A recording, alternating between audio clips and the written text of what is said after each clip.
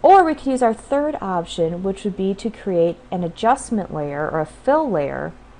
And that gives us a lot more control later. It makes our job a little bit easier. So that's a process I would like to use right now. So what I'm going to do with all of the walls selected is come down to the bottom of my layers menu.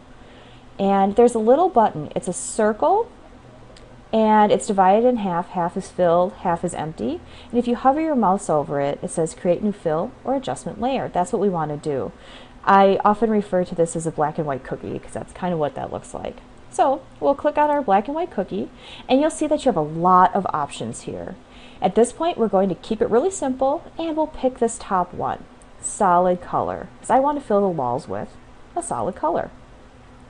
Once I do that, it'll bring up the color picker. You could make your walls any color you want. I'm thinking, a medium gray might be kind of nice. And you'll see once I pick this color, it actually previews it for me. And while I'm in here, I can pick different colors and actually